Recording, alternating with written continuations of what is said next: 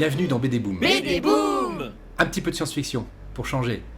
Alors, est sorti chez Daniel Maguen, qui est un éditeur qui fait des livres avec parcimonie, mais toujours des livres d'excellente qualité, notamment au niveau graphique, la bande dessinée Terre, T-E-R. Alors, passez la couverture que je trouve un peu ratée, un peu terne, ouvrez-la, là, et vous serez épaté par les dessins. Vraiment une mise en couleur et des dessins extraordinaires pour cette bande dessinée de science-fiction. Alors le scénario, c'est un pilleur de tombes dans un monde qui ressemble à un monde humain, mais on sent bien qu'il y a des différences, qui va découvrir dans une tombe un être humain tout nu et sans mémoire. Il va le ramener à son village, et puis on va s'apercevoir que cet être humain arrive à réparer des objets que les gens de ce village ne connaissent pas, mais que nous on identifie comme des grippins ou des choses comme ça.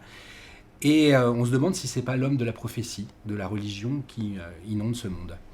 Donc voilà, c'est le début de l'histoire. La suite, je vous la laisse découvrir.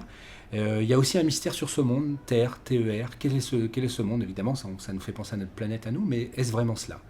Donc voilà, n'hésitez pas, plongez dans cet univers fantastique sans hésitation. BD Boom. Une nouveauté chez Rudsev, Streamliner de Fan. Donc Fan est connu pour être un des auteurs du Jobar Team.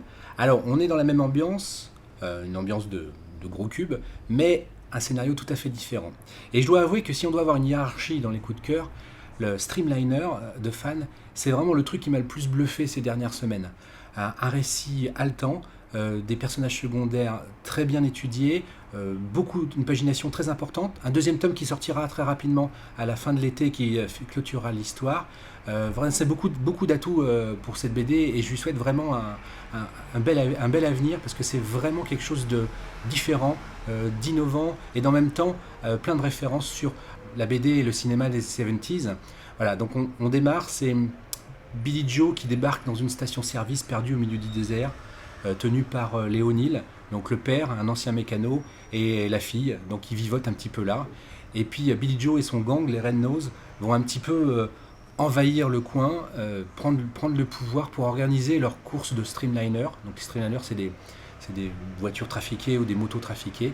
Et petit à petit, ce qui devait être une course entre eux, va s'ouvrir à tout le reste de l'Amérique et on va voir débarquer tout un tas de zonards, tout un tas de punks, de machins, de voyous, etc.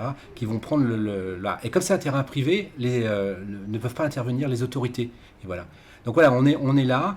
Et donc le pitch, c'est que la jeune O'Neill va être obligée de participer à la course. Je vous dis pas pourquoi.